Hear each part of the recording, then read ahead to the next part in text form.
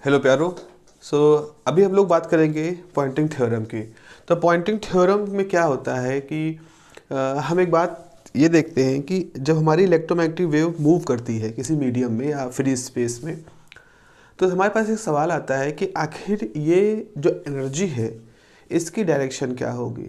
तो आपका एक स्वाभाविक सा सवाल जवाब होगा कि भाई जिस डायरेक्शन में वेव प्रोपोगेट कर रही है उसी डायरेक्शन में एनर्जी प्रोपोगेट करेगी। लेकिन हम कहेंगे कि यहाँ पर थोड़ा सा केस अलग हो सकता है, क्योंकि जिस डायरेक्शन में वेव मूव कर रही है इलेक्ट्रोमैग्नेटिक वेव अगर इस तरह से जेड डायरेक्शन में जा रही है तो उसमें एक तरह के कंपोनेंट हैं जो इस तरह से वाइब्रेट कर रहे हैं, जैसे हम मान लें इलेक्ट्रिक कंपोनेंट है। एक कंपोनेंट हैं जो इस तरह से वाइब्रेट कर रहे हैं, इस तरह से।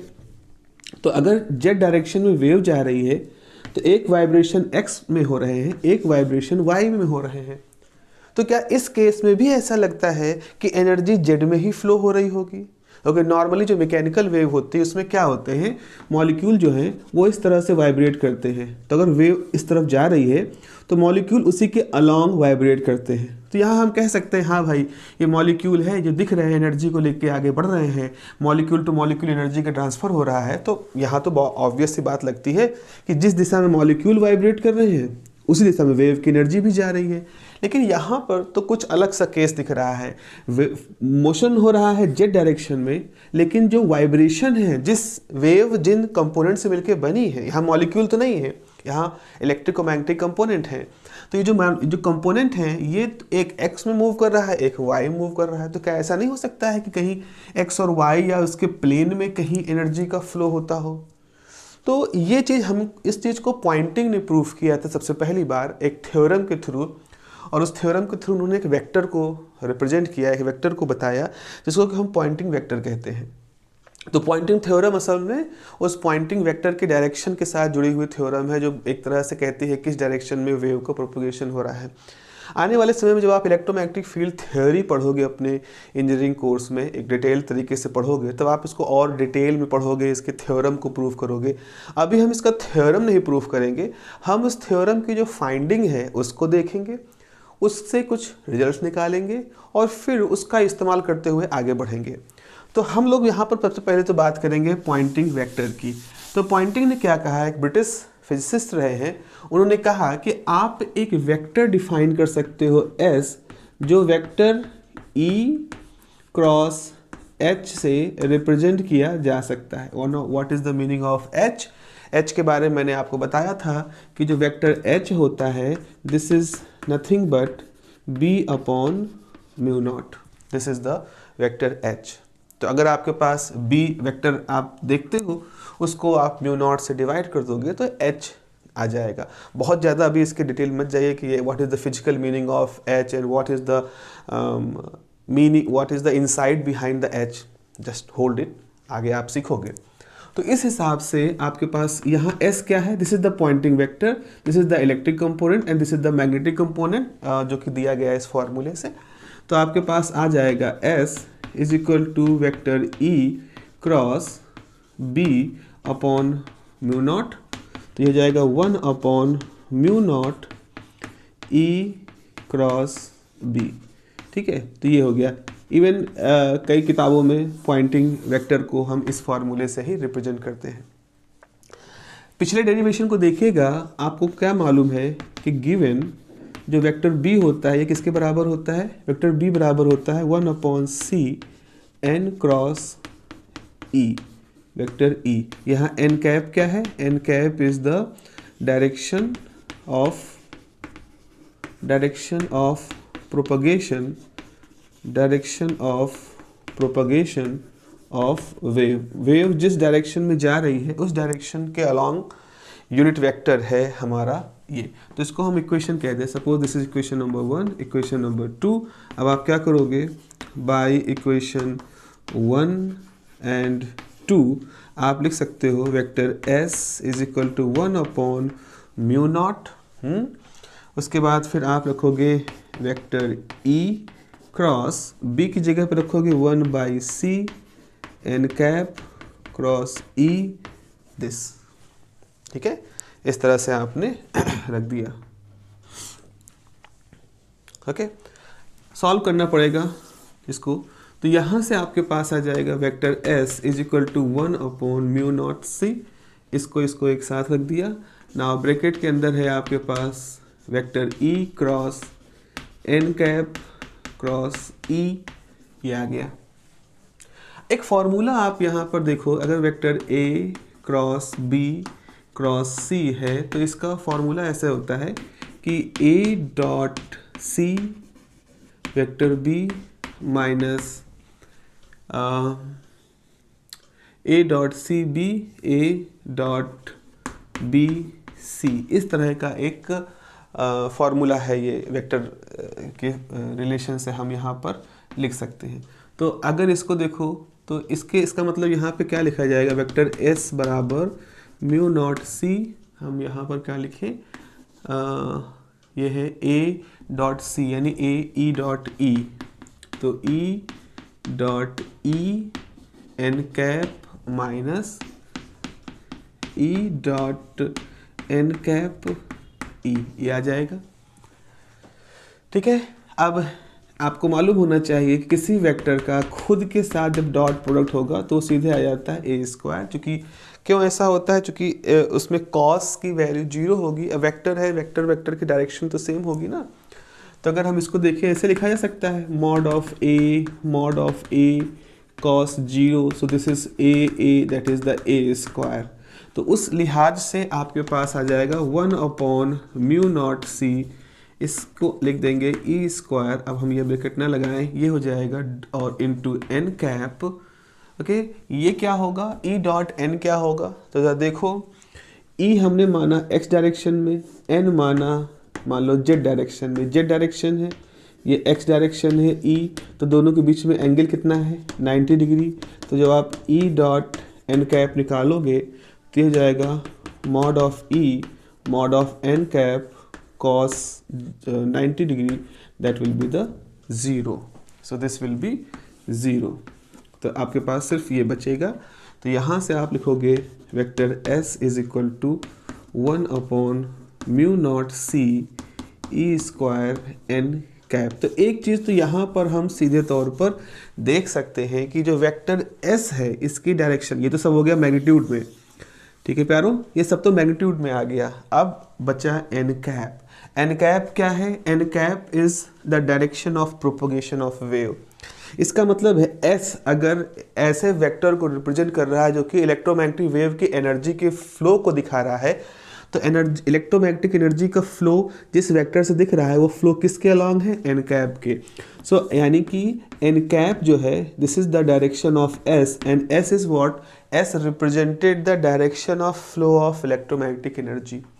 तो ये चीज़ यहाँ से क्लियर हो जा रही है। तो यहाँ पे लिखोगे this shows that S is along the direction of N cap, यानी कि मोशन ऑफ वेव। ठीक है, अब यहाँ पर एक चीज़ और है, हम एक न्यूमेरिकल वैल्यू भी यहाँ पर निकालना चाह रहे हैं। बच्चों देखो S जो होता है, S कैसे डिफाइन करते हैं, S होता है energy flow, S is energy flow पर unit time per unit area. तो अगर हम कहें एक इमेजिनरी एरिया माने इलेक्ट्रोमैग्नेटिक वेव जा रही है, तो यूनिट टाइम t में इस यूनिट एरिया A से जितनी इलेक्ट्रोमैग्नेटिक एनर्जी फ्लो करेगी उसको हम S से रिप्रेजेंट कर रहे हैं। अब आपकी जो वेव है वो वेव जो है 0 से लेकर के t तक टाइम पीरियड है उस पर वेरी कर रही है। जैसे इलेक्ट्रिक कंपोनेंट कभी ये होते हैं, फिर 0 हुए, फिर निगेटिव हुए, फिर इस तरह से हुए। तो अगर हम ये देखना चाह रहे हैं किसी पर्टिकुलर टाइम में ना लेकर के कंप्लीट साइकिल के लिए, इलेक्ट्रोमैग्नेटिक वेव कंप्लीट साइकिल के लिए अगर हम S को निकालना चाहें या हम एवरेज लेना चाहें, एवरेज कब होता है, जैसे आपने किसी टाइम t1 पे निकाला, फिर t2 पे निकाला, फिर t3, इसका मतलब आप 0 से लेकर के t टाइम की पीरियड में जितने भी टाइम है सब पे आपने S निकाला और फिर जितना है उससे डिवाइड कर दोगे, मान लो n टाइम ये निकाले हैं, that will be the average. तो हम इस इक्वेशन नंबर 3 से एक एवरेज निकालना चाहें तो यहाँ पे लिख सकते हैं for complete complete cycle, the average may be calculated as, कैसे एवरेज ले सकते हो? तो आप एवरेज का सिंबल ऐसे दिखाओ कि ये आपने एवरेज लिया, तो राइट साइड में क्या हो जाएगा, 1/μ0c average of E square और एन कैप, ये हो जाएगा। वेयर आप क्या लिखते हो, ई क्या था, ई बराबर वेक्टर ई बराबर ई नॉट ई की पावर आई के dot r minus omega T. Exponential के पार्ट में है तो आप इसका रियल पार्ट कंसीडर करो, consider real part. Real part मतलब इसे ई की पावर आई थीटा होता है, तो कॉस थीटा प्लस आई साइन थीटा लिखते हो, तो रियल पार्ट का मतलब कॉस है। तो इसका मतलब है आप वेक्टर ई जहाँ हो वहाँ पे आप लिखोगे ई नॉट कॉस के dot r minus omega T. तो इसका मतलब है आप यहाँ पे ऐसे लिख सकते हो 1/μ0c E naught square cos square k r minus omega t n cap is equal to average of S. आपको ये लिखना है। तो यहाँ से आप लिखोगे average of S is 1/μ0c E naught square बाहर average of cos square k dot r minus omega t is n cap. इसकी वैल्यू 1/2 होती है। कैसे होती है 1/2? This is a part of exercise, अभी मैं नहीं कराऊंगा, you have to find it. Integration बहुत ही सिंपल सा होता है, इसका इंटीग्रेशन बहुत ही सिंपल सा होगा।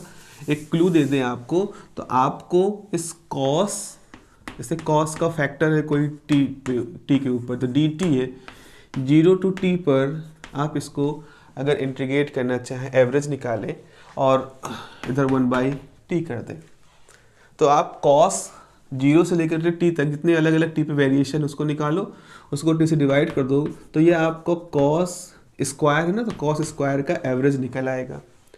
अब यहाँ पर आपको फॉर्मूला रखना पड़ेगा 1/t इंटीग्रेशन 0 to t, ये हो जाएगा 1/2 cos 2t plus 1 dt।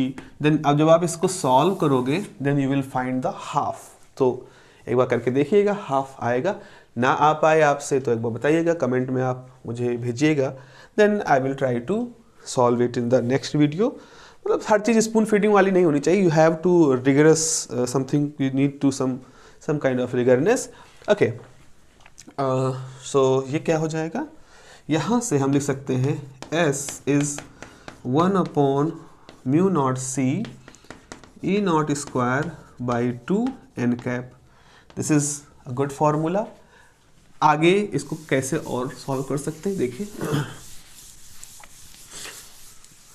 Okay, सो एक चीज़ और है, इसको हम लोगों ने, आपने कहाँ पढ़ा होगा, आपने इसको पढ़ा होगा जब ऑल्टरनेटिंग करंट पढ़ा होगा 12th में। तो वहाँ पर जब हम कोई चीज़ टाइम के साथ लगातार वेरी कर रही है तो जनरली उसके लिए हम रूट मीन स्क्वायर वैल्यू लेते हैं। तो हम एक वैल्यू डिफाइन करते हैं ERMS, और इसकी वैल्यू जो होती है मैग्नीट्यूड बाय √2 होती है। दिस इज़ अ फार्मूला, तो इसको हम एज अ फार्मूला लिख लेते हैं। Since ERMS value root mean square value is magnitude of electric field over √2।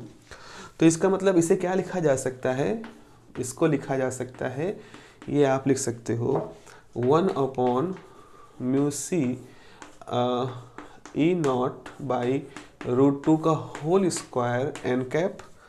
इसको आपने पूरा लिखा, ओके। सो ये हो जाएगा 1/μc ERMS का स्क्वायर एन कैप। तो यहाँ से S की जो वैल्यू है, average of S is 1/μc ERMS square N cap. This is a good formula, this is a good formula जो कि एक न्यूमेरिकल का भी सबब बन सकता है आपके लिए। आपको यहाँ पर वैल्यू दी गई है और इन वैल्यूज़ के हिसाब से आपसे average value of the Poynting vector पूछ सकते हैं। This is a good relation, I would say. Okay, ये हमें प्रूफ करना। और फिजिक्स वही सिंप्लीफाई कर रहा है कि ऑन एवरेज जो एनर्जी का फ्लो है उसकी डायरेक्शन एन कैप के अलॉन्ग है, यानी कि जिस डायरेक्शन में वेव प्रोपोगेट कर रही है उसी डायरेक्शन में ये सारा मामला चल रहा है। तो ये हो गया हमारे पास। अब इसको हम साफ कर देते हैं। एक दूसरा सेक्शन है इसके अंदर जो कि हम ये देखते हैं कि भाई जब हमारे पास इलेक्ट्रिक कंपोनेंट है, हमारे पास मैग्नेटिक कंपोनेंट है, तो क्या ऐसा नहीं होगा कि इन इलेक्ट्रिक और मैग्नेटिक कंपोनेंट की जो एनर्जी है वो तो स्पेस में ही है। तो आप ऐसे सोचो कि स्पेस है, स्पेस में इलेक्ट्रिक टाइप ऑफ एनर्जी भी है, मैग्नेटिक टाइप ऑफ एनर्जी भी है, और जब इलेक्ट्रोमैग्नेटिक एनर्जी यहाँ से फ्लो हो रही है तो ये इलेक्ट्रिक मैग्नेटिक एनर्जी अपना अपना हिस्सा वहाँ पर रख रही है। तो हम एक और चीज़ बता सकते हैं कि आपको हम यहाँ पर लिख सकते हैं कि for electromagnetic wave the electric and magnetic energy densities, the electric and magnetic energy densities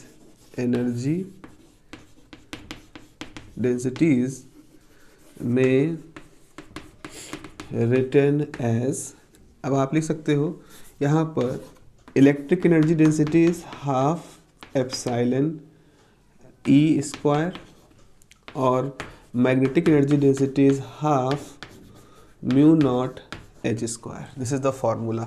Again we are just using this formula simply, मतलब इसके डेरिवेशन के लिए अभी मैं नहीं आपको फोर्स करूँगा बिकॉज इलेक्ट्रोस्टैटिक में इसका डेरिवेशन है।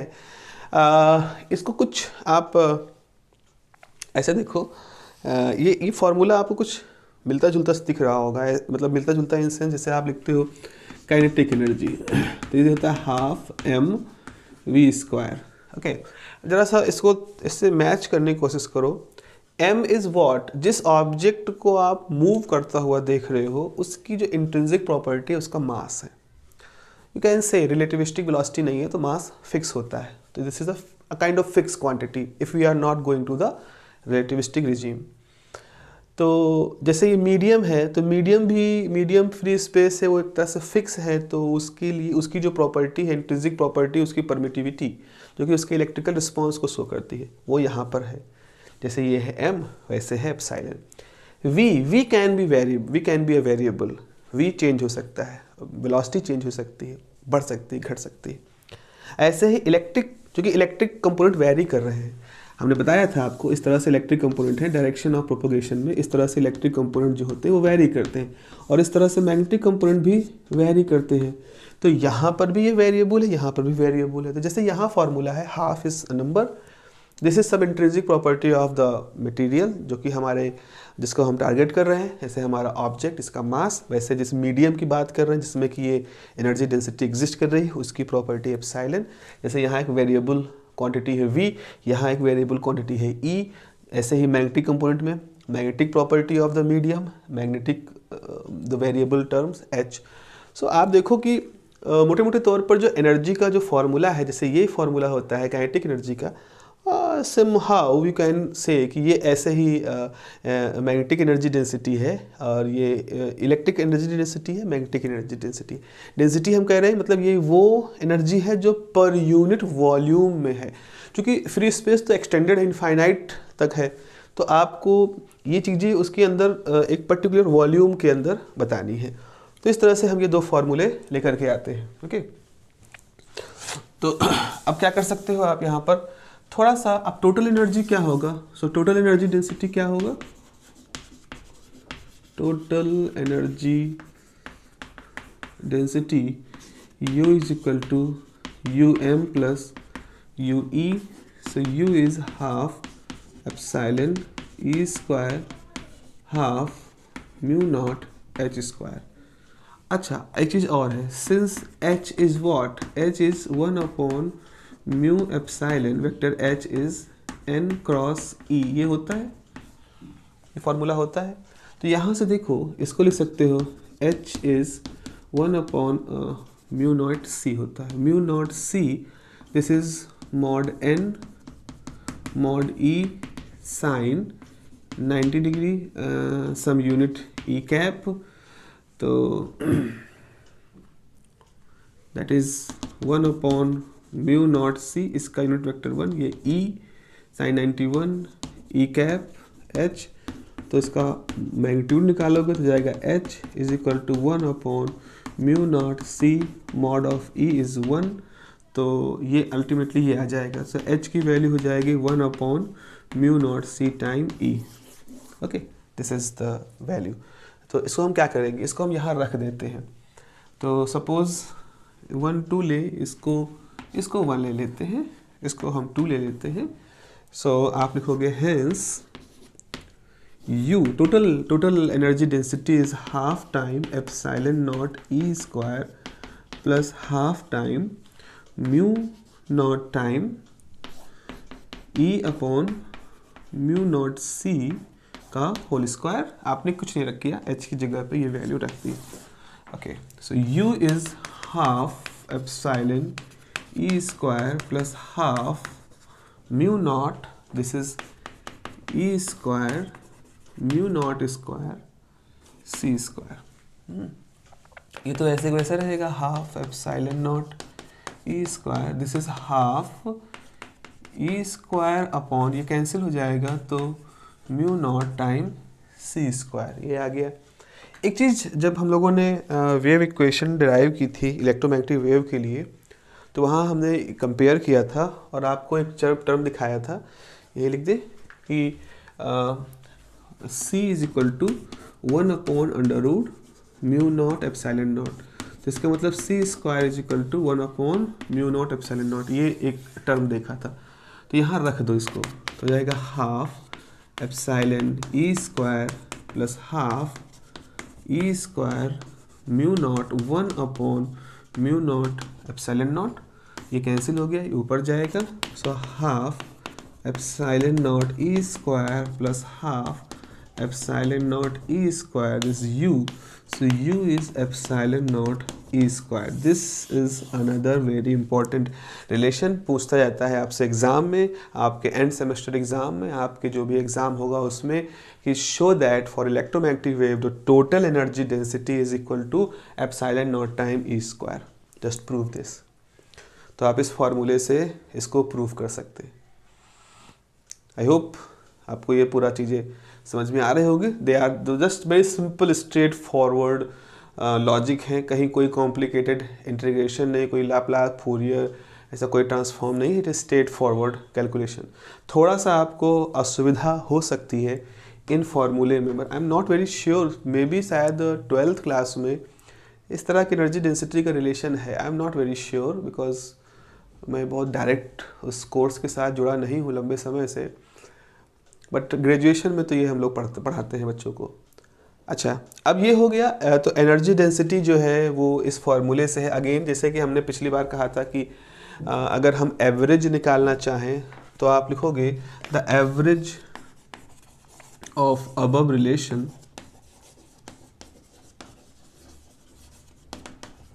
Is average of this epsilon naught E square average. तो यहाँ से इसका एवरेज हो जाएगा, अगेन वही लिखेंगे, E naught square cos square k dot r minus omega t, ठीक है ना।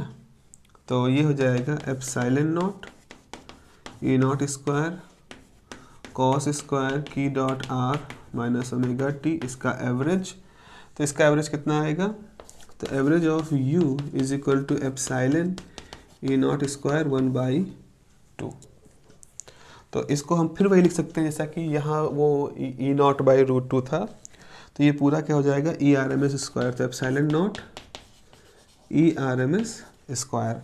तो average of energy density is epsilon naught E R M S square, और वहाँ पे देखा था average of Poynting vector is 1 upon mu naught c E R M S square N cap.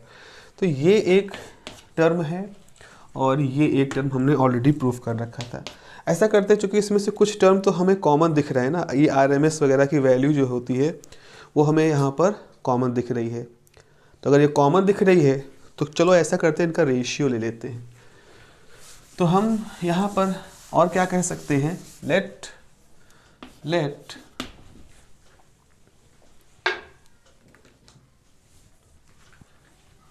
mod s upon mod S नहीं, average of S upon average of U. तो average of S is E R M S square mu naught c upon E R M S square epsilon naught. So ये E R M S cancel हो जाएगा, you will get 1 upon mu naught epsilon naught c N cap. और यहाँ देखो इस हिसाब से इसको लिख सकते हैं सी स्क्वायर, तो 1 upon mu naught epsilon naught को सी स्क्वायर, तो c square by C N cap, तो c c cancel, this is S, this is U, c time n cap, तो यहाँ से S is equal to c time U n cap.